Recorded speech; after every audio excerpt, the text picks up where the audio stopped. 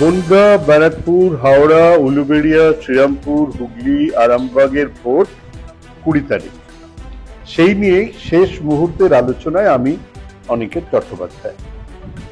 2019-এর হিসেবে এই 7টা আসন 20 মেতে যে আসনগুলো ভোট হবে তার 3টেতে হুগলি লকেট চট্টোপাধ্যায়, বনগাঁতে শান্তনু ঠাকুর, ব্যারাকপুরে অর্জুন সিং বিজেপির হয়ে জিতেছিলেন। তারপরে অর্জুন সিং একই রণকৌশলের অঙ্গ হিসেবেই তৃণমূলে এসেছিলেন, আবার ফিরে গেছেন, যে কথা ঘোড়াতেও বিশ্বাস করবে না। আর বাকি দুজনের একজন হাফ মন্ত্রী শান্তনু ঠাকুর এলাকা দেখভাল করেছেন তেমন কথা এলাকার মানুষ বলছেন না, কিন্তু মতুয়া সিএ নিয়ে একটা প্রচারের মধ্যেই তিনি ছিলেন বরাবর। লকেট চ্যাটার্জিও বিধানসভায় দাঁড়িয়ে হেরে খানিক দূরেই সরেছিলেন, আর সেই সুযোগে দলের মধ্যে স্থানীয় নেতাদের উপর তার রাশ আলগা হয়েছে।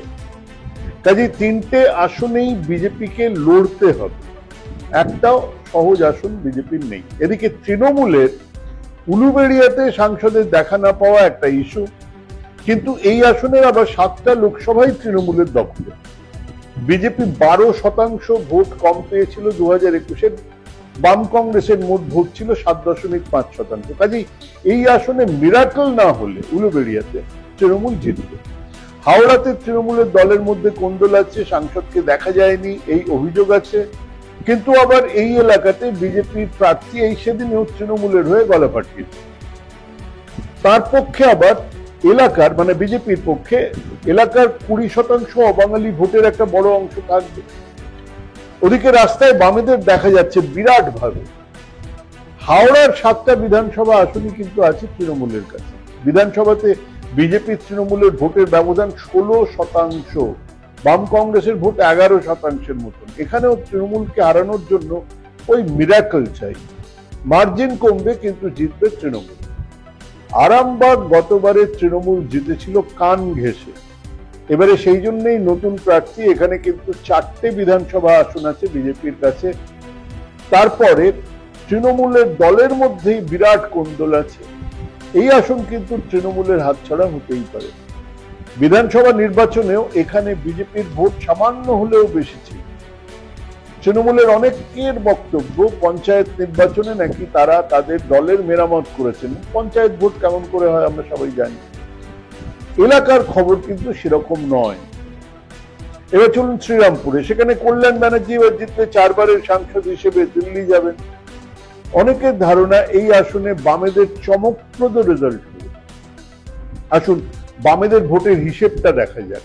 দীপশিতা দাঁড়িয়েছে সেখানে। 2009-এ সিপিআইএম এর ভোট ছিল 40%, 2019-এ সেটা 11%। তৃণমূলের 2009-এ 52%, 2011-তে এসে সেটা 49.5%।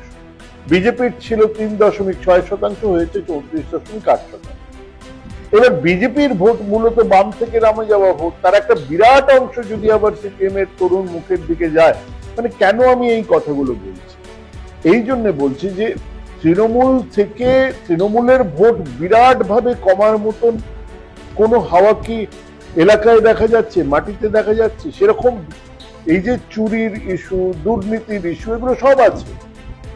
খেয়াল করে দেখুন যে এগুলো এই যে নারদার ইস্যু, সারদার ইস্যু ছিল, হাতে করে টাকা নিয়েছে, সেই ভিডিও ইলেকশনের আগে দেখেছি আমরা, কিন্তু তার প্রভাব মানুষের মধ্যে পড়েনি। মানুষের মধ্যে অন্য জিনিসের প্রভাব পড়েছে। মানুষের মধ্যে যে সমস্ত ডাইরেক্ট বেনিফিশিয়ারি তৈরি হয়েছে, লক্ষ্মীর ভান্ডার থেকে স্বাস্থ্যসাথী কার্ড, তার প্রভাব তৈরি হয়েছে, এবং সেখানে বিরাট ভাবে তৃণমূলের ভোট কমে যাওয়ার কোনো ইঙ্গিত দেখতে পাচ্ছি। তাহলে বামেদের ভোটটা বাড়বে কোথা থেকে? নিশ্চিত ভাবে সেই ভোটটা যাবে বিজেপির কাছ থেকে, এবং যদি সেটা যায় তাহলে আমরা অবাক হব না। শ্রীরামপুরে তাদের ভোট যদি অনেকটা বাড়ে তাহলে অবাক হব না, কিন্তু তা যেমন সিপিআইএম কে জেতাতে পারবে না, তেমনি বিজেপির ক্ষতি কিন্তু করবে। কল্যাণ ব্যানার্জি সেটা জানেন বলেই বাজারে নেমেই দীপশিতাকে, সিপিআইএম কে আক্রমণ করছেন ওনার নিজের মার্কা মারা কথাবার্তা দিয়ে। বিলো দ্য বেল্ট কথাবার্তা বলেন, কিন্তু সেটা ওই ভোটের বিভাজনকে মাথায় রেখে করছেন। আর আমাদের দেশের সংসদীয় রাজনীতি আদতে তো ভোট ভাগাভাগির উপরেই দাঁড়িয়ে থাকে।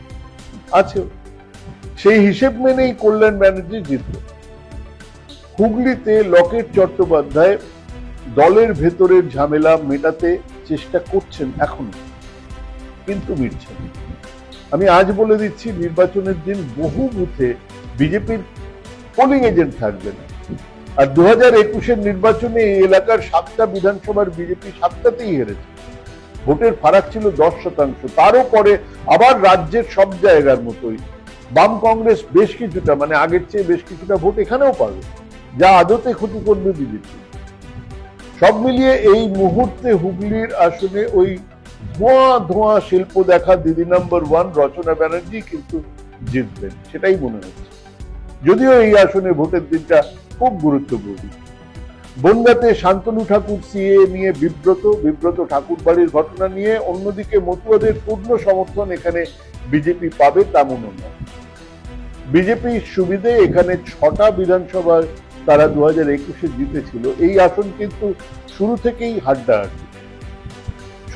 হাড্ডাহাড্ডি চলছে। নির্বাচনের দিনে এই আসন শেষ কথা বলা যাবে। এখনো পর্যন্ত এই আসন 50-50তেই রাখা ভালো।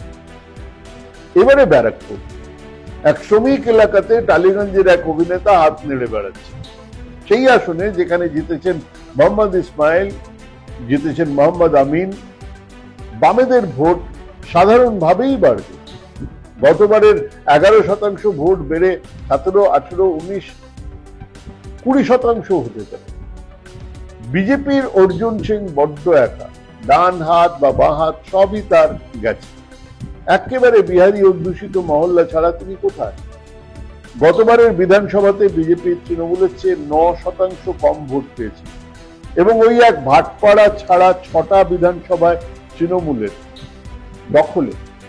তবুও প্রার্থী অর্জুন সিং বলেই লড়াই হবে, কিন্তু অ্যাডভান্টেজ তৃণমূল।